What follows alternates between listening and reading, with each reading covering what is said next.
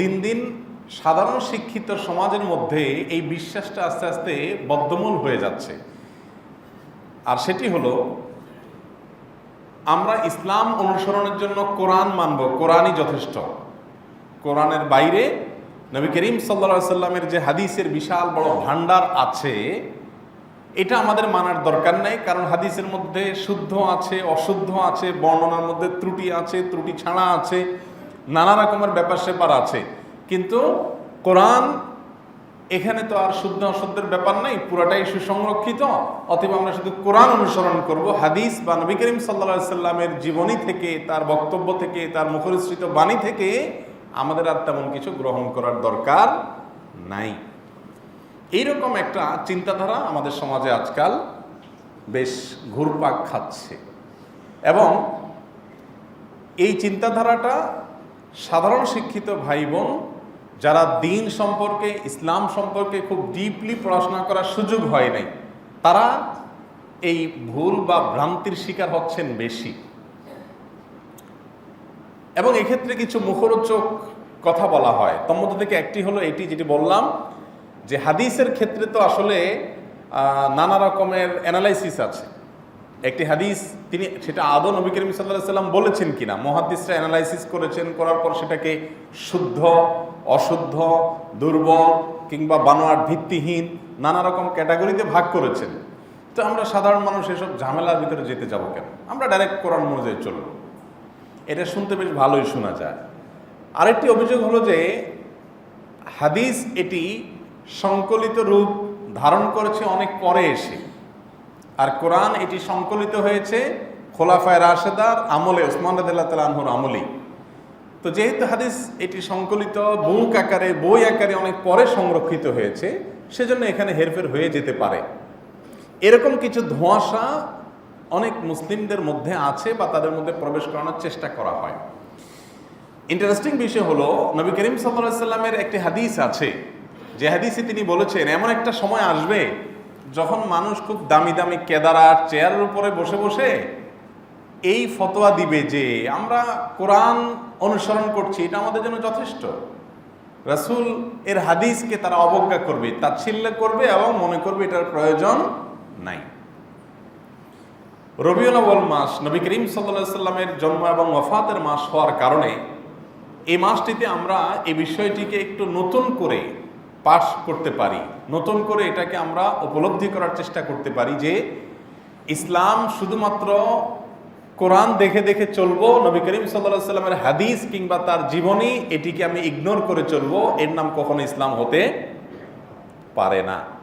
যদি এর নাম ইসলাম হতো তাহলে আল্লাহ কোরআনে বলতেন না, লাকাদ কানা লাকুম ফি রাসূলিল্লাহি, আল্লাহর রাসূলের মধ্যে, তার ভেতর, তার ব্যক্তিত্বের মধ্যে, তার জীবনের মধ্যে, তার জীবন ইতিহাসের মধ্যে, তার সকল কর্মকাণ্ডের মধ্যে তোমাদের জন্য আদর্শ আছে। তাহলে আমার আদর্শ সেখান থেকে গ্রহণ করার প্রয়োজনীয়তা তাগাদা যে আমরা অনুভব করছি এই আয়াতের কারণে, এই আয়াতে আল্লাহ তাআলা এটা বলতেন না। রাসূল সাল্লাল্লাহু আলাইহি সাল্লামকে আল্লাহ আদর্শ বলার পরও যদি কেউ রাসূল সাল্লাল্লাহু আলাইহি সাল্লামের হাদিস এবং তার জীবনীকে অবজ্ঞা করে, তাচ্ছিল্য করে, বা এটাকে অস্বীকার করার চেষ্টা করে, সে নিজেকে মুসলিম দাবি করার নৈতিক অধিকার রাখে না। ইসলামকে বিকৃতি করার বা এটাকে ধ্বংস করার নানা রকমের প্ল্যান প্রোগ্রামের মধ্যে থেকে একটি এটাও, যে মুসলমানদেরকে একটা একটা করে দূরে সরাও, হাদিস থেকে আগে দূরে সরাও, কোরআনে নিয়ে আসো। তাহলে কি হবে? সে কয়দিন পরে কোরআন থেকেও সরে যেতে বাধ্য হবে, কারণ শুধু কোরআন দিয়ে সে ইসলামকে পুরোপুরি বুঝতে পারবে না। হাদিস কিভাবে সংকলন হয়েছে এই সম্পর্কে আমাদের সাধারণ মুসলিম ভাই বোনদের বেশিরভাগেরই অজানা, আমরা জানি না কিভাবে সংকলিত হয়েছে। মানব ইতিহাসের যদি কয়েকটি মিরাকল বিষয় থাকে, কয়েকটি যদি অত্যাশ্চর্য বিষয় থাকে, তন্মধ্যে থেকে একটি বিষয় হলো একজন মহামনীষীর বক্তব্যকে সংরক্ষণ করবার জন্য অনেকগুলো শাস্ত্রের জন্ম দেয়া হয়েছে, এবং লক্ষাধিক মানুষের জীবন ইতিহাসকে সুসংরক্ষিত করা হয়েছে শুধুমাত্র কিসের জন্য? একজনের বক্তব্য এবং জীবনীকে সংরক্ষণ করবার জন্য। মুহাম্মদ সাল্লাল্লাহু আলাইহি ওয়াসাল্লাম বলেছেন অথবা করেছেন, এই দাবি যদি পৃথিবীতে কেউ করে, সাথে সাথে এই শাস্ত্রের পণ্ডিতদের কাজ হলো তাকে স্ক্যান করা, তাকে পরিপূর্ণভাবে এক্সরে করে ফেলা, যে এই ভদ্রলোক যে বলল মুহাম্মদ সাল্লাল্লাহু আলাইহি সাল্লাম বলেছেন, হাদিসের বর্ণাকারী হলেন তিনি, তাহলে এবার এই লোকের পুরো ইতিহাসে দেখতে হবে তার জীবন চরিত্র কেমন, তার চরিত্র মাধুর্য কি আছে কি নাই, এবং উনি কোথা থেকে পড়াশোনা করেছেন, যার কাছ থেকে শুনেছেন বলেছেন তার কাছে সাক্ষাৎ হয়েছে কিনা, তার কাছে তিনি হাদিসটা শুনেছেন তার কোনো প্রমাণ আছে কিনা, এই লোকটা ব্যক্তি হিসাবে সত্য অসত্য কথা বলার ক্ষেত্রে তার কি ইতিহাস আছে না আছে, সব ডিটেল সংরক্ষণ করা হয়, যেটাকে রিজাল শাস্ত্র বলে। রিজাল শাস্ত্রের বই পুস্তকগুলো ম্যাক্সিমামই 2-4 ভলিউমের না, এগুলো এক একটা 15 ভলিউম 20 ভলিউম, আরো বড় বড়, একটা আলমিরা একটা বইয়ের জন্য যথেষ্ট। সেই বইগুলোতে কি আছে? শুধুমাত্র হাদিস যারা বর্ণনা করেছেন, যে চেইন দিয়ে আমাদের পর্যন্ত এসেছে, সেই চেইনে 8জন 10জন মানুষ থাকে, এর বেশি নর্মালি হয় না। 7জন 8জন 10জন বর্ণাকারী থাকে। এরপরে এসে এটা গ্রন্থাকার হয়ে গেছে। গ্রন্থ আকার পাওয়ার আগ পর্যন্ত নবী করিম সাল্লাল্লাহু আলাইহি সাল্লাম পর্যন্ত যে চেইন আছে, এই চেইনে 6জন 7জন 8জন 10জন বর্ণাকারী, এরকম এভারেজে। তো এই 8জন 10জন মানুষকে পুরোপুরি মনিটর করে কোনো একজন বলেছেন আমি হাদিসটা শুনেছি আমার শিক্ষক অমুকের কাছ থেকে, তিনি বর্ণনা করেছেন, তিনি বলছেন আমি আমার উস্তাদের কাছ থেকে শুনেছি, এভাবে 8টা জেনারেশন গিয়ে রাসূল সাল্লাল্লাহু আলাইহি ওয়াসাল্লাম পর্যন্ত ঠেকেছে। তারপরে এসে ইমাম বুখারী, মুসলিম, আবু দাউদ, তিরমিজি, নাসাই, আহমদ, ইবনে মাজাহ, এই সমস্ত গ্রন্থাকার যারা দিয়েছেন বইকে, সে মুহাদ্দিসদের পর্যন্ত এসেছে। তারপরে তো লক্ষ লক্ষ কোটি কোটি মানুষ সংরক্ষণ করেছে বই আকারে। তার আগ পর্যন্ত এই যে 8টা 10টা চেইন আছে, এই চেইনটাকে শুধুমাত্র পরখ করে সত্যাসত্য যাচাই করার জন্য মুহাদ্দিসরা যা করেছেন, মানব ইতিহাসে সেটা শুধু বিরলই নয়, অসম্ভব প্রায়। এটা এই জন্য হয়েছে যে আল্লাহ রাব্বুল আলামিন কোরআনকে হেফাজত করবেন বলেছেন, ইন্না নাহনু নাযালনা যিকরা ওয়া ইন্না লাহু লাহাফিজুন। আল্লাহ বলেছেন আমি কোরআন নাজিল করেছি, আর এই কোরআনকে আমি অবশ্যই হেফাজত করব। এই কোরআন যেহেতু আল্লাহ কিয়ামত পর্যন্ত হেফাজত করবেন, কোরআন হেফাজতের মানে এই নয় যে কোরআনের টেক্সটটা শুধুমাত্র হেফাজত থাকবে। এর টেক্সটের পাশাপাশি এর যে মর্ম, এর যে বর্ণনার অর্থ, আল্লাহ তাআলার লক্ষ্য উদ্দেশ্য, যে ব্যাখ্যাগুলো তার নবীর মাধ্যমে তিনি তার বান্দাদেরকে জানিয়েছেন, সেই ব্যাখ্যাটাও কিয়ামত পর্যন্ত এই হাদিসের মাধ্যমে, এই চেইনগুলোর মাধ্যমে সংগ্রহ করতে থাকবে। সেজন্য মুহাদ্দিসদেরকে দিয়ে হাদিস সংকলন এভাবে করিয়েছে। আজকে আমরা সেই টপিকে আলোচনা করতে পারবো না, কারণ এই টপিকে আলোচনার জন্য অনেক সময়ের প্রয়োজন, যে কিভাবে হাদিস সংকলন হয়েছে, তার ইতিহাসটা কি, কিভাবে সেটার ক্রমবিকাশ ঘটেছে, কিভাবে একটা হাদিসকে মুহাদ্দিসরা রেকমেন্ড করেন এই হাদিসটা বিশুদ্ধ, এই বিশুদ্ধ এই মন্তব্য করার আগে কতগুলো স্টেপ অবলম্বন করেন, কিভাবে করেন। শুধুমাত্র এই প্রক্রিয়াটা সম্পর্কে কোনো মানুষ যদি জানতে পারে, তখন তার কাছে হাদিস নিয়ে ন্যূনতম কোনো ধোঁয়াশা থাকার কোনো সুযোগই আর থাকবে না। যেহেতু আমাদের সাধারণ মুসলিম ভাই বোনরা জানেন না, আমরা জানি হাদিস বুখারীতে আসছে, মুসলিমে আসছে, এটুকু। কিভাবে আসছে, কিভাবে সংরক্ষিত হয়েছে, কিভাবে হাদিসকে মুহাদ্দিসগণ রেকমেন্ড করেছেন, হাদিস নিয়ে কমেন্ট করে মন্তব্য করে এটাকে একটা ক্যাটাগরিতে ফেলেছেন, তার প্রক্রিয়া প্রসেস কি, এটা আমরা না জানার কারণে অনেকেই জানি না যে হাদিসগুলো কিভাবে আমাদের কাছে অথেন্টিক সোর্সে এসেছে। আর সবচেয়ে ইন্টারেস্টিং বিষয় হলো কোরআন আমাদের কাছে কিভাবে এসেছে। কোরআন আমাদের কাছে কিভাবে এসেছে? আমরা কি রাসূল আকরাম সাল্লাল্লাহু আলাইহি সাল্লামকে দেখেছি, তার কাছ থেকে ডাইরেক্ট কোরআন নিয়েছি? তাহলে কোত্থেকে? যেই সূত্র পরম্পরায়, যেই সূত্র দিয়ে আমি আমার উস্তাদ থেকে, উস্তাদ তার উস্তাদ থেকে, এভাবে যেই ধারা পরম্পরা নবীজি পর্যন্ত গেছে, একই ধারা পরম্পরা একই পাইপলাইন দিয়ে হাদিসও এসছে। আমি কি বোঝাতে পারছি জিনিসটা? মুহাম্মদ সাল্লাল্লাহু আলাইহি সাল্লাম কোরআন শিখিয়েছেন তার সাহাবীদেরকে, সাহাবীরা শিখিয়েছেন তাবিঈদেরকে, তাবিঈরা শিখেছেন তার পরবর্তী জেনারেশনকে। এভাবে আমাদের পর্যন্ত কোরআন এসছে না আসেনি? হাদিস কোন পাইপলাইন দিয়ে আসছে? এর বাইরে অন্য কোনো পাইপলাইন? একই পাইপলাইন। তাহলে আপনি যদি হাদিসকে অস্বীকার করেন, এই পাইপলাইনটাকে অস্বীকার করেন, কয়দিন পরে কোরআনকেও আপনি অস্বীকার করবেন। বলবেন যে 1400 বছর আগে কি হয়েছে না হয়েছে আল্লাহ জানে, মাঝখান থেকে কোনো গ্যাপ তৈরি হয়েছে, কেউ তৈরি করে দিছে কিনা, একটা ধোঁয়াশা তৈরি করার সুযোগ থাকবে কি থাকবে না। এই জন্য ইসলামকে পৃথিবী থেকে ধুয়ে মুছে ফেলার জন্য অনেক ষড়যন্ত্রের একটা এটাও, যে মানুষকে হাদিসের প্রতি বীতশ্রদ্ধ করে তোলো, কোরআন নির্ভর করে তোলো। শুধু কোরআন নেই, কোরআন তো আমাদের মূল, কোরআনের ব্যাখ্যাই তো হাদিস। যাই হোক, সে আলোচনা আজকে আমি করতে যাব না।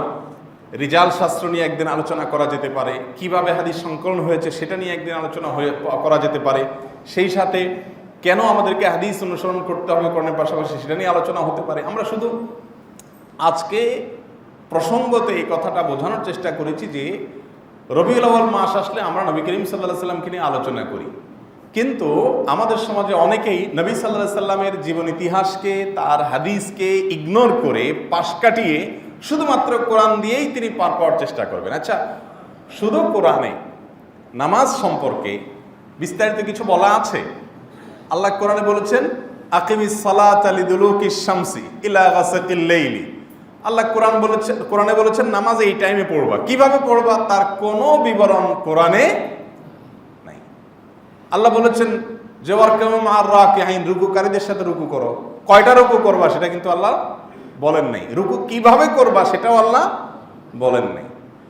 আল্লাহ তাআলা সিজদা করার জন্য বলেছেন ফাসজুদু লিল্লাহি, আল্লাহর জন্য সিজদা করো, কিন্তু সিজদার প্রক্রিয়া কি হবে, সংখ্যা কয়টা হবে, এটা আল্লাহ তাআলা বলেছেন? এটা আল্লাহ কোরআনে বলেন নাই। যাকাত সম্পর্কে আল্লাহ তাআলা অনেক কথা বলেছেন, কিন্তু ডিটেইল আলোচনা কোরআনে আল্লাহ তাআলা বলেন নাই। রমজানের রোজা আল্লাহ তাআলা রাখতে বলেছেন, কিন্তু রোজা রাখা অবস্থা কি কি করব না কি কি করব ডিটেইল আল্লাহ তাআলা সবকিছু বলেন নাই। এইভাবে যদি আপনি একটা একটা করে খোঁজেন তাহলে কোরআনে শুধু পাবেন ইনিশিয়াল, সেখানে ডিটেইল কিছু পাবেন না, এটা পাইকারি।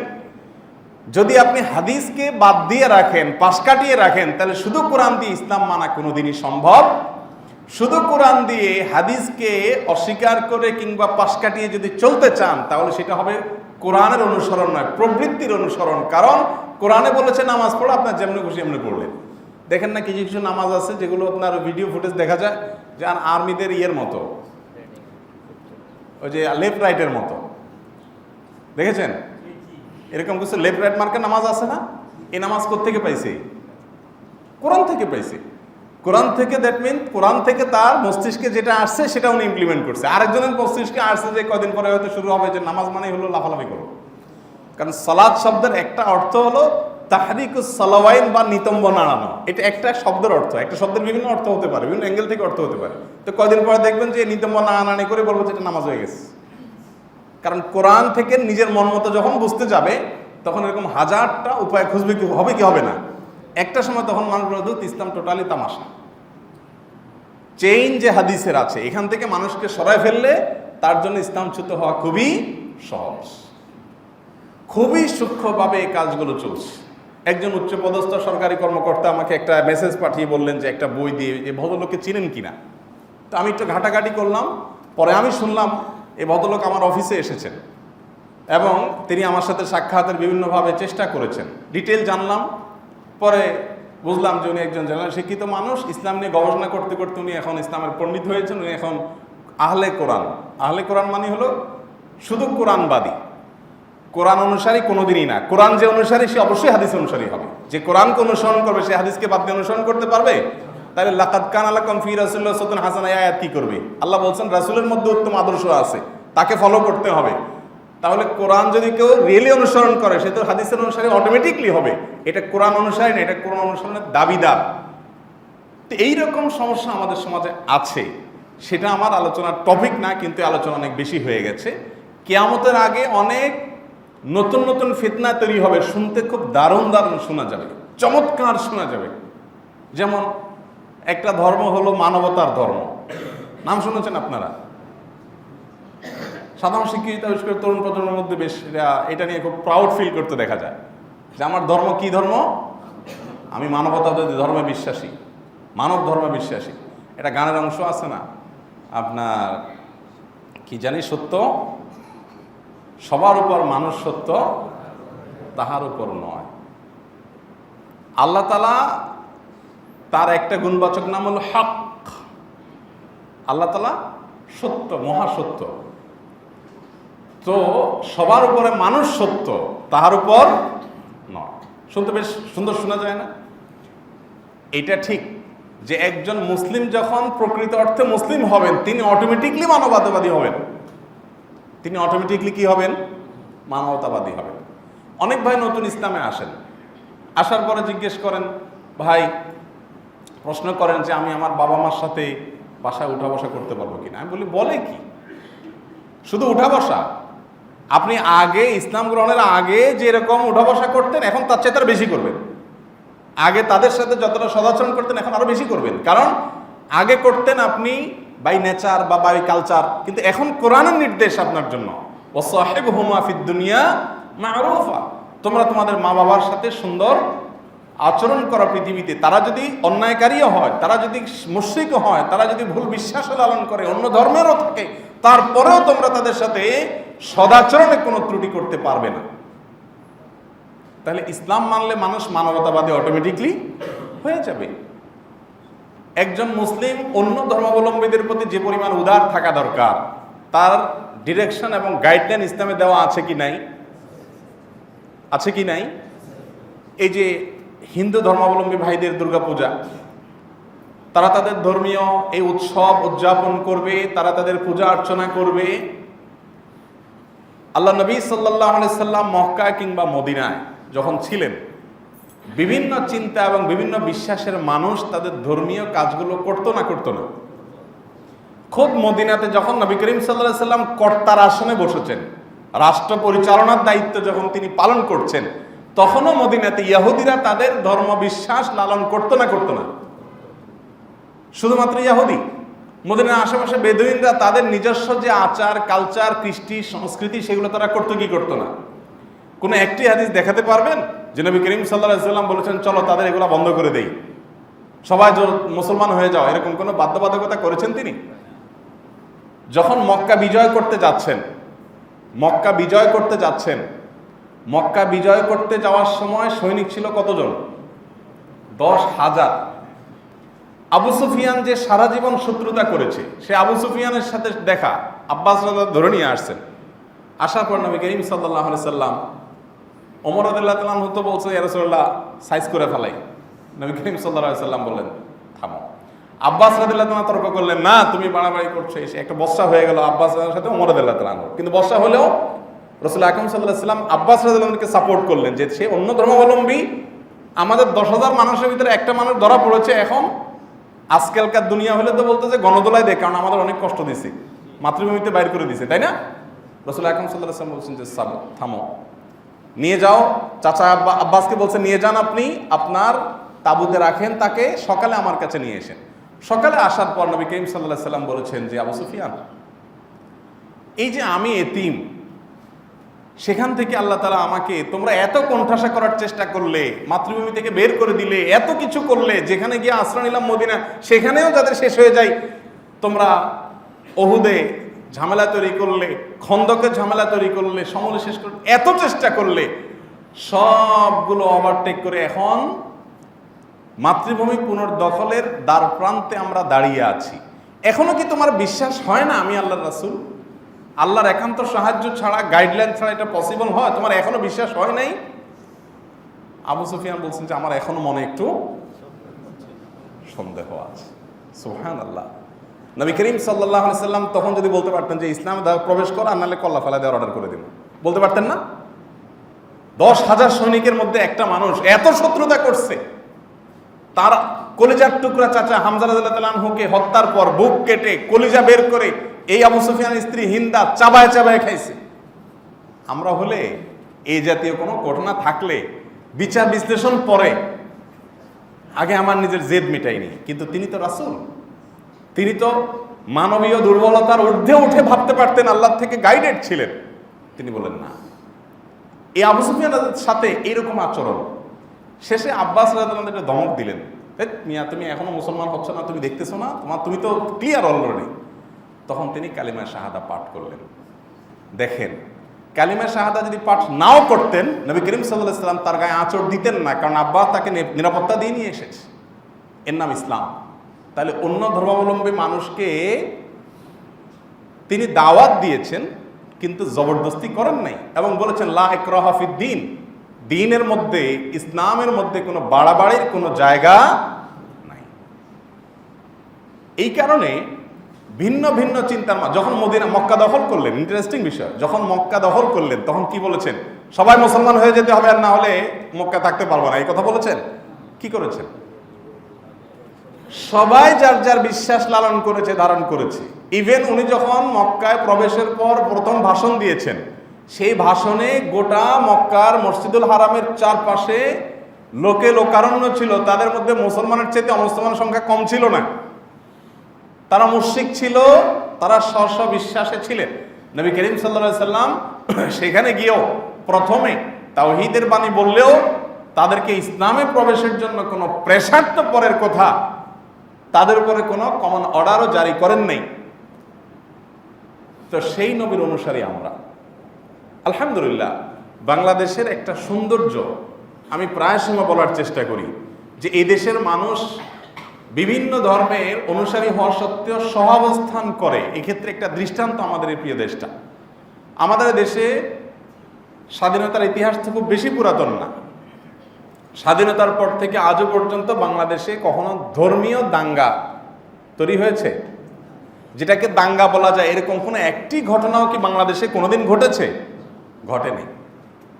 রাস্তার এক পাশে মসজিদ, অপর পাশে মন্দির, কিন্তু দুই পাশে সেজন্য মারামারি হয়েছে, 10 জন 20 জন মানুষ খুন হয়ে গেছে, ধর্মীয় দাঙ্গা, এরকম কোনো ঘটনা ঘটেছে? যারা পৃথিবীতে নিজেদেরকে সভ্য দাবি করে, অনুসরণীয় দাবি করে, আমরাও তাদের মতো হওয়ার জন্য সিরিয়াল ধরি, সেই তথাকথিত উন্নত দেশে এখনো বর্ণবাদ, বর্ণ বৈষম্যের কারণে মানুষ খুনাখুনি রাতারাতি সকাল বিকাল হয়, আছে না নাই? আমাদের আশেপাশে বিভিন্ন দেশে বিভিন্ন সমাজে আছে। আপনি বার্মায় চলে যান, আছে, ইন্ডিয়াতে চলে যান, আছে, কিন্তু আমাদের দেশে হয় না। এদেশে মানুষ যার যার ধর্মে বিশ্বাস করা সত্ত্বেও অন্য ধর্মের প্রতি শ্রদ্ধাশীল। এটার অন্যতম কারণ হলো এদেশের আলেম সমাজ সবসময় এই জাতীয় ইস্যুগুলোকে সাধারণ মানুষকে সঠিক গাইডলাইন করার চেষ্টা করে। আমরাও সবসময় বলার চেষ্টা করি মানসিকভাবে আমার এই অবস্থান থাকতে হবে যে সে তার ধর্ম পালন করছে, সে স্বাধীনতা, তার রাইট আছে, সে স্বাধীনতা তার আছে, তার রাইট আছে, সে করবে। বাধা সৃষ্টি তো পরের কথা, কোনো প্রকার বিঘ্ন সৃষ্টি করার জন্য ন্যূনতম কোনো পদক্ষেপ যেন কেউ নিতে না পারে, সেজন্য আমাদের সচেতন থাকতে হবে। কারণ ইসলাম আমাদেরকে এতটুকু উদার হওয়ার কথা বলেছে না বলেনি? নবী সাল্লাল্লাহু আলাইহি সাল্লামের জীবনের মধ্যে আমরা সেটা পাবো। বিধায় এ বিষয়ে আমাদের দায়িত্বশীল ভূমিকা রাখতে হবে, আচরণ রাখতে হবে। যেই ইতিহাস আমাদের আছে, বাংলাদেশের মানুষের সহনশীলতার ইতিহাস, সেটাকে আরো স্ট্রং করার চেষ্টা করতে হবে, যাতে দেশীয় বা আন্তর্জাতিক কোন চক্র এদেশের মানুষের গায়ে কালি লাগাতে না পারে। আল্লাহ তাআলা আমাদেরকে হেফাজত রাখুন। তবে সেই সাথে আমাদের এও মনে রাখতে হবে যে বিশ্বাসের যে জায়গা, সেই জায়গা থেকে আমাদের অবশ্যই স্বকীয় অবস্থানে থাকতে হবে। আমার একটা অবস্থানগত স্বকীয়তা আছে না নাই? আমি যদি মনে করি যে অ্যাজ এ মুসলিম আল্লাহ রাব্বুল আলামিন মহান সৃষ্টিকর্তা, তিনি এক, তার কোনো শরীক হতে পারে না, আমি যদি বিশ্বাস করি, তাহলে সেক্ষেত্রে আরেকজন হয়তো ভিন্ন বিশ্বাস লালন করে, কারণ বিশ্বাসের উপর আমার হাত দেওয়ার সুযোগ ইসলামই আমাকে দেয় না, সেজন্য তারটা তাকে করতে দিব, রেসপেক্ট করব, তার জায়গা থেকে তিনি করুক। বাট আমি কখনো আমার বিশ্বাসের জায়গা থেকে গোলালু হয়ে যাওয়ার কিংবা এটাকে বিকিয়ে দিয়ে দেউলিয়া হয়ে যাওয়ার কোনো সুযোগ ইসলাম রাখেনি। তাহলে দুইটা আমরা প্রান্তিক অবস্থান দেখতে পাই। দুইটা, এক, যে অন্য ধর্মাবলম্বীদের উপরে চড়াও হয়ে যাও। আরেকটা প্রান্তিক অবস্থান হলো উদার হতে গিয়ে তাদের সাথে মিশে একাকার হয়ে যাও। আপনি যদি মনে করেন ইন্না শিরকা লাযুলমুন আযীম, আল্লাহ কোরআনে বলেছে শিরক আল্লাহর জমিনের সবচেয়ে বড় অপরাধ, তাহলে সেক্ষেত্রে আপনি শিরক, এই অপরাধের সাথে কোনোভাবে সংশ্লিষ্টতা, হাজির হওয়া, উপস্থিত হওয়া, অ্যাপ্রিসিয়েট করা, এগুলো আপনি করতে পারেন না।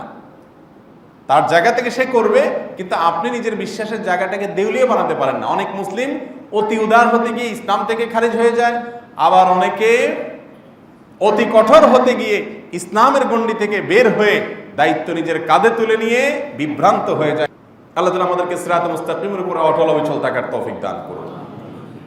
আমরা বলছিলাম প্রিয় নবী সাল্লাল্লাহু আলাইহি সাল্লামের কথা, সেখান থেকে আমরা আসলাম এখানে যে নবী করিম সাল্লাল্লাহু আলাইহি সাল্লাম আমাদেরকে যা শিখিয়ে গেছেন তার মধ্যে থেকে একটা হলো যে আমাদের উদার হতে হবে।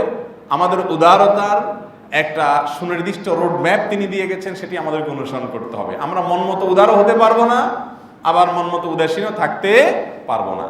শুধুমাত্র ইসলামকে যদি কেউ ফলো করে, তার দ্বারা পৃথিবীতে কারোর কোনো কষ্ট হওয়ার কথা না, আর কোথাও কিছু যাওয়ার দরকার নেই, ইসলামে থাকলেই চলবে। প্রিয় নবী সাল্লাল্লাহু আলাইহি সাল্লামের কথা বলছিলাম যে আল্লাহ তাআলা তাকে পাঠিয়েছেন আমাদের জন্য রহমত স্বরূপ, এবং তার জীবন, তার মৃত্যু এবং জন্ম এই মাসটিতে আসলে বিশেষ করে আমরা তার আলোচনা যদি বেশি করি, শুনি, প্রসঙ্গত আসে, সেজন্য আমরা অনুরোধ করি যে একজন মুসলিম হিসাবে আমাদেরকে প্রিয় নবী সাল্লাল্লাহু আলাইহি সাল্লামের জীবনীটা জানা দরকার। আমি একটা জিনিস লক্ষ্য করেছি যে যত অমুসলিম বা ভিন্ন ধর্মাবলম্বীরা ইসলামে আসেন সারা বিশ্বব্যাপী, তাদের মধ্যে বড় একটা অংশ ইসলামে আসে কোরআন পাঠ করার পর। কোরআনকে যদি নির্মোহভাবে কেউ আগাগোড়া পড়ে শেষ করতে পারে, তাহলে সে এই কোরআনের কাছে মাথা নত করবে। আর আরেকটি কারণ হলো, অনেক বেশি সংখ্যক মানুষ ইসলামে আসে নবী করিম সাল্লাল্লাহু আলাইহি সাল্লামের জীবন ইতিহাস পড়ার পর, তার চরিত্র মাধুর্য পড়ার পর ইসলামে সে দাখিল হয়ে যায়। আমরা মুসলমান যারা নিজেদেরকে দাবি করি বা জন্মসূত্রে আমরা মুসলমান যারা, তারা বেশিরভাগই আমাদের প্রিয় নবী সাল্লাল্লাহু আলাইহি সাল্লামের জীবন ইতিহাস জানি না। এবং না জানার কারণে হয়েছে কি, আমাদের জীবনে অনেক বড় বড় ব্যক্তিত্ব, হয়তো আপন জগতে তিনি অনেক উজ্জ্বল, তাদের প্রভাব আমাদের মাথায় বিভিন্নভাবে এমন বেশি পড়েছে যে মুহাম্মদ সাল্লাল্লাহু আলাইহি সাল্লামের তেমন কোনো প্রভাব আমাদের উপরে আর দেখা যায়। এক্ষেত্রে একটা ছোট এক্সাম্পল দিতে চাই। ডক্টর খন্দকার আব্দুল্লাহ জাহাঙ্গীর রাহিমাহুল্লাহ তিনি এক্সাম্পলটা দিতেন। তিনি বলতেন, আমি এর আগেও আপনাদের সাথে শেয়ার করেছি, তিনি বলতেন যে মোবাইল ফোন দুই রকম। একটা হলো বাটনওয়ালা মোবাইল ফোন, নেট চালান যায় না। আরেকটা হলো আপনার স্মার্টফোন, যেটাকে আমরা বলি। এই স্মার্টফোন এবং বাটনওয়ালা ফোন, এই দুইটার মধ্যে পার্থক্য কি? পার্থক্য হলো, বাটনওয়ালা ফোনে যা দেওয়া আছে এটাতে নতুন কিছু আর দেওয়া যাবে না। অর্থাৎ এটা যে কোম্পানি এই প্রোডাক্টটা তৈরি করেছে, ক্যালকুলেটর একটা দেওয়া আছে, ফোন বুক একটা দেওয়া আছে, মেসেজের একটা অপশন আছে, আর গেমস হয়তো নির্দিষ্ট একটা গেমস আছে বা দুইটা গেমস আছে, যা দেওয়া আছে। নতুন করে কোনো কিছু বাটনওয়ালা ফোনে আর ঢোকানো যায়? এটা যা বিল্ট ইন করা আছে এটাই, আর কিছু ঢুকবে না, তাই না? আর স্মার্টফোন কি? স্মার্টফোন হলো অনেকটা সিস্টেম দেওয়া আছে, ভিতরে ব্ল্যাঙ্ক মেমোরি আছে। আপনি নেট থেকে ক্যালকুলেটর কয়টা নামাবেন, কোনটা নামাবেন সেটা আপনার ব্যাপার, কোন অ্যাপ নামাবেন সেটা আপনার অভিরুচি, ঠিক না? আপনি আপনার মতো সেটাকে সাজাইতে পারেন। আপনাকে ডিভাইসটা দেওয়া আছে, ডিভাইসটার ভিতরে সব কিছুই প্রবেশ করার যেতে পারে এরকম করে রাখা আছে। আর বাটনওয়ালাটাতে এত অপশন নাই, যা দেওয়া আছে তাই। তো আল্লাহ তাআলা পৃথিবীতে মানুষকে সৃষ্টি করেছেন স্মার্টফোনের মতো করে, আর অন্যান্য প্রাণী যেগুলো, সেগুলোকে আল্লাহ তাআলা সৃষ্টি করেছেন বাটনওয়ালা ফোনের মতো। ধরেন একটা হাঁস, এই হাঁস, তাকে আল্লাহ তাআলা যা যা শেখানো দরকার, ওর জীবনে চলতে গেলে যা যা দরকার আছে সব এর মধ্যে দিয়ে দিস। নতুন করে আর কিছু সেখানে ঢুকানো, যদি কেউ চায় যে পৃথিবীর সকল হাঁসগুলোকে আমরা বিজ্ঞানী বানাবো, তাদের মাথায় ইউনিভার্সিটিতে ভর্তি করে তাদের মাথায় আমরা কিছু নলেজ ঢুকাবো, কি বলেন, সম্ভব? কারণ বাটনওয়ালা ফোন, এখানে ভিতরে নতুন কিছু আর ঢুকবে না। কিন্তু তার যা দরকার সব দেওয়া আছে, যার কারণে হাঁসের বাচ্চা জন্মের পরেই পানিতে ছেড়ে দেন, দেখবেন সাঁতরাচ্ছে। কারণ তার যা তার যেহেতু বাইরে থেকে কিছু নেওয়ার সুযোগ নাই, সে হলো সেলফ ডিপেন্ডেন্ট, তার নিজের উপরে নিজে নির্ভরশীল। এই জন্য তাকে যা যা দরকার সব আল্লাহ তাআলা সৃষ্টিকর্তা দিয়ে দিচ্ছেন, নতুন কিছু ঢুকানো যাবে না সেখানে। আর মানুষের সন্তান জন্মের পরে হাঁটা ধরে, কি হয়? 2 মাস, 4 মাস, 6 মাস লাগে, আরো বেশি সময় লাগে। শোয়া থেকে কাইত হতেই অনেক দিন লাগে, এরপরে কাইত হওয়া থেকে আবার উপর হতে অনেক দিন লাগে, উপর হওয়া থেকে আবার বসলে বাপ মা দাদাদের নানার খুশি শেষ নাই যে বসছে বেচারা। এরপরে বসা থেকে যদি দাঁড়ায় তাহলে তো আরে খুশি, যে আরে দাঁড়াইছে সবাই দেখো দেখো। আর হাঁটা শুরু করলে তো কোনো কথাই নেই। কারণ এই যে পরবর্তী যে প্রোগ্রামগুলো তার ব্রেইনে ঢুকানোর মতো সুযোগ আছে, সেগুলো ঢুকানো হয়েছে, সে দেখছে, চেষ্টা করছে, আস্তে আস্তে প্রোগ্রামগুলো সবগুলো ইনস্টল করে করে সে আগাচ্ছে সামনের দিকে। তো এটা হলো স্মার্টফোনের বৈশিষ্ট্য, মানুষের মধ্যে আছে। আর অন্যান্য প্রাণীর মধ্যে আপনার সেটা নাই। এই জন্য শেখ সায়েদী রহমতুল্লাহ আলাই, বিশ্ববিখ্যাত একজন ফার্সি ভাষার কবি ছিলেন, উনি বলেছেন মরগাকাজ বাইদা বেরু আয়াদ রোজি তালবাদ আদমি জাদা নাদা রদ খেরাদো আকলো তমিজ। ফার্সি ভাষার একটা কবিতা। হুজুররা অনেক ভাষা জানে, এর ভিতরে ফার্সিটাও জানে।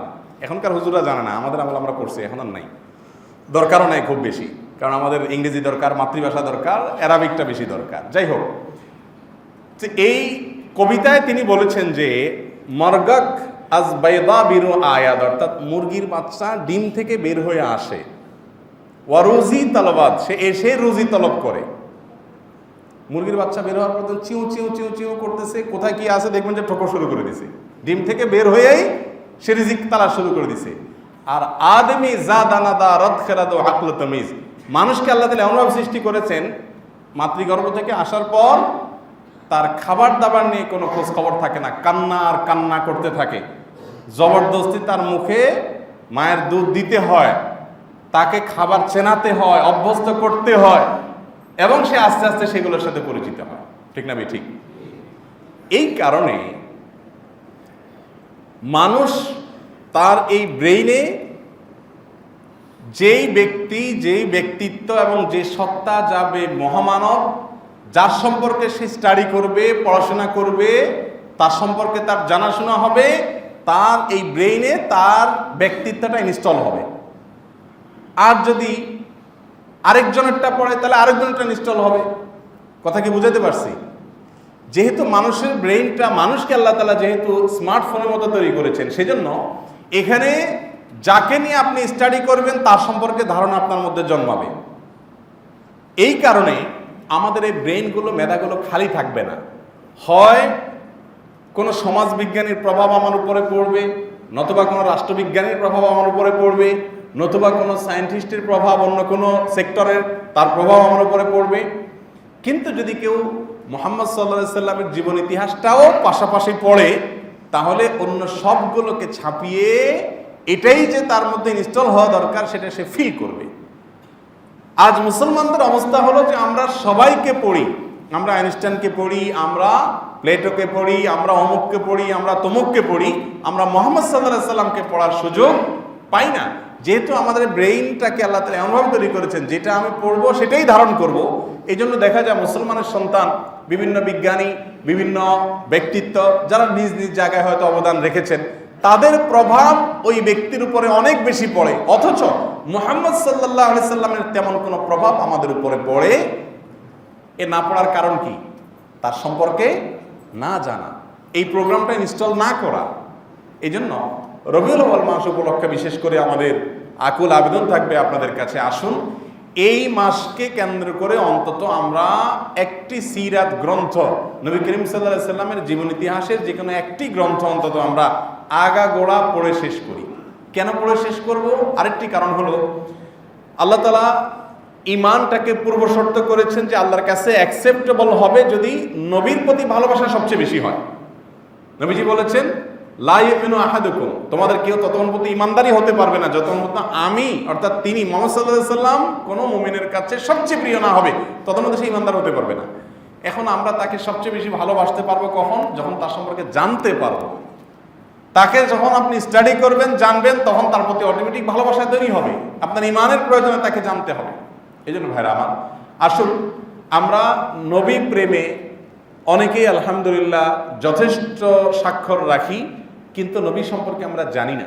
বিভিন্ন সময় দেখা যায় নবী ঘটনা ঘটলে আমরা মুসলমানরা রিয়্যাক্ট করি, প্রতিবাদ জানাই, আমাদের নিন্দাবাদ জানাই ঈমানের দাবি থেকে, ভালো কথা। কিন্তু দুঃখজনক যে আমাদের মুসলমানদের অনেকে নবী করিম সাল্লাল্লাহু আলাইহি সাল্লামের জীবনের বেসিক বিষয়গুলো পর্যন্ত জানেন না। কিভাবে তিনি মক্কা বিজয় করেছেন, তার প্রেক্ষাপট কি ছিল, পরের ঘটনা কি ছিল, পথিমধ্যের ঘটনাগুলো কি ছিল, সেখান থেকে আমার শেখার কি আছে, বোঝার কি আছে। একজন শত্রুর সাথে পর্যন্ত তার যে কনভারসেশন ছিল, সেখানে কি সৌন্দর্য ছিল, সেখানে কি সৌজন্যতা ছিল, সেখানে কি মাধুর্য ছিল, আজকে আমার মধ্যে সেটা আছে কিনা, এটা রিয়েলাইজ করার সুযোগ তৈরি হবে যদি আমরা তার সম্পর্কে জানার চেষ্টা করি। অতএব আমরা সিরাত পড়ার চেষ্টা করবো তো ইনশাআল্লাহ। কয়েকটি সিরাত গ্রন্থের নাম আমরা রেকমেন্ড করতে পারি। এর ভিতরে বিশ্ববিখ্যাত একটি সিরাত গ্রন্থ, সমকালীন সময়ে খুব প্রশংসিত এবং মক্কা ভিত্তিক একটি সিরাত কম্পিটিশনের মধ্যে যেটি প্রথম স্থান অধিকার করেছে, বই আকারে, পাণ্ডুলিপি আকারে, যে পাণ্ডুলিপিটা সবচেয়ে শ্রেষ্ঠ পাণ্ডুলিপি হিসেবে বিবেচিত হয়েছে বিশ্ববিবরণ স্কলারদের কাছে, সেটি হলো আর রাহিক আল মাখতুম, যেটির লেখক একজন ভারতের সফিউর রহমান মুবারকপুরি রহমতুল্লাহ আলাই। ভারতীয় মানুষ ছিলেন তিনি, অত্যন্ত পণ্ডিত মানুষ ছিলেন। তার লেখা এই সিরাত গ্রন্থটা সমকালীন সময়ের সবচেয়ে গ্রহণযোগ্য, সুন্দর এবং পরিপূর্ণ সিরাত গ্রন্থ হিসাবে ধরা হয়। এই বইটি আপনি বাংলায় পাওয়া যায় এক ভলিউমে, চাইলে আপনি এক মাসে পড়ে শেষ করতে পারেন, জটিল কিছু না। আমরা একবার একটা সিরাত কম্পিটিশনে অ্যারেঞ্জ করেছিলাম, প্রায় 40,000 মানুষ সেটা পড়েছে, আমরা এটা ডিস্ট্রিবিউশন করেছি। আপনি চাইলে অনলাইন থেকে অর্ডার করতে পারেন, রকমারি ইত্যাদি যে অনলাইন সবগুলো আছে সেগুলো থেকে আপনি অর্ডার করতে পারেন রাহিকুল মাখতুম বইটা। এটার অনেক অনুবাদ আছে, অনেকেই করেছে, কোনোটা ভালো কোনোটা মন্দ, আপনি দেখে নিন। আর এর বাইরে যদি ডিটেইল আরও বিস্তারিত জানতে চান, তাহলে ডক্টর আলী আস-সাল্লামির কয়েক ভলিউমে, সম্ভবত 3 ভলিউমে একটা আছে, আরও অনেকগুলো আছে। তারপর নবী করিম সাল্লাল্লাহু আলাইহি ওয়াসাল্লামের রহমতুল্লিল আলামিন কিভাবে হয়েছেন, তিনি গোটা পৃথিবীর জন্য রহমতের আধার হয়ে কিভাবে এসেছেন, এ সম্পর্কে যদি জানতে চান তাহলে আলাদা করে সৈয়দ আবুল হাসান আলী আন-নাদভী রহমতুল্লাহ আলাইহির নবীর রহমত একটা বই আছে, ইসলামী ফাউন্ডেশন অনুবাদ করেছে, এই বইটা আপনি পড়তে পারেন। একজন ভিন্ন ধর্মাবলম্বী গুরু দত্ত সিং, তার লেখা একটা ছোট্ট বই আছে, তোমাকে ভালোবাসে হে নবী, বইটা আমি পড়েছি। অসম্ভব রকমের নবী করিম সাল্লাল্লাহু আলাইহি ওয়াসাল্লামের ভালোবাসা তৈরি হওয়ার মতো একটা বই, বর্ণনামূলক, সেখানে কিছু বর্ণনা তিনি দিয়েছেন। এরকম আর অনেকগুলো বই আছে, এগুলো আমাদের পড়া উচিত। ফেসবুক এসে আমাদের বই পড়ার অভ্যাসটাকে একেবারেই দূর করে দিয়েছে। আমরা বাংলাদেশের মানুষ ওয়াজ শুনতে মাশাআল্লাহ খুব পটু, হুজুর ওয়াজ করেন সারা রাত শুনতে রাজি আছি, বই 1 পৃষ্ঠা পড়তে আমরা রাজি না। অথচ বই পড়তে হবে এবং বই পড়ার মাধ্যমে আমাদেরকে জ্ঞান অর্জন করতে হবে। আল্লাহ তাআলা আমাদেরকে সেই তৌফিক দান করুন।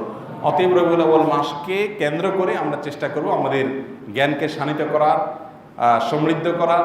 সেই সাথে এই দুর্গাপূজা যেহেতু খুব নিকটবর্তী সময়ে হয়ে যাবে, অতএব এটি যেন হিন্দু ধর্মাবলম্বী ধর্মের অনুসারীরা তারা যেন সুষ্ঠুভাবে করতে পারে, কোনো বাধা যেন সৃষ্টি না হয়, কেউ যেন ষড়যন্ত্র করতে না পারে, সবাই সজাগ দৃষ্টি রাখতে হবে। এবং এই ব্যাপারগুলোতে আমরা যেটি বলেছি যে নবী করিম সাল্লাল্লাহু আলাইহি সাল্লাম আমাদেরকে রীতিমতো যে গাইডলাইন দিয়েছেন সেটিকে অনুসরণ করে আমরা আমাদের সামাজিক সহাবস্থানটা নিশ্চিত করতে হবে, বাংলাদেশের মানুষের ঐতিহ্যটাকে ধরে রাখতে হবে। আমরা দোয়া করি এদেশের মানুষের গায়ে যেন কোনো কালিমা কেউ লাগাতে না পারে, কোনো দুর্নাম যেন না হয়, আমাদের কোনো বদনাম যেন না হয়, এবং এদেশে বেশিরভাগ মানুষ যেহেতু মুসলিম, তারা যেন ইসলামের সঠিক এবং প্রকৃত শিক্ষার উপরে অনুপ্রাণিত হয়ে তারা যেন এই দেশে বসবাস করতে পারে এবং শান্তি, সম্প্রীতি, শৃঙ্খলা, সহাবস্থান, সামাজিক এগুলো যেন বজায় রেখে যেন আমরা চলতে পারি। আল্লাহ তাআলা আমাদেরকে সেই তৌফিক দান করুন। সেই সাথে রবিউল আউয়াল মাস উপলক্ষে আমার আকুল আবেদন থাকবে, এই মাসকে কেন্দ্র করে আপনি জীবনে কখনো নবী সাল্লাল্লাহু আলাইহি ওয়াসাল্লামের পুরো জীবনী, কমপ্লিট জীবনের কোনো গ্রন্থ যদি না পড়ে থাকেন, অন্তত এই বছর আপনি প্ল্যান করেন একটা বই পড়বেন। আমি একটু দেখতে চাচ্ছি আপনাদের মধ্যে নবী করিম সাল্লাল্লাহু আলাইহি ওয়াসাল্লামের পুরো জীবনীটা আগাগোড়া পড়েছেন, যে কোনো একটা বইতে পড়ে শেষ করেছেন, এরকম কোনো লোক আছেন? থাকলে একটু হাত তোলেন তো দেখি কারা কারা পড়েছেন। রেশিওটা কীরকম দেখি, কতজন?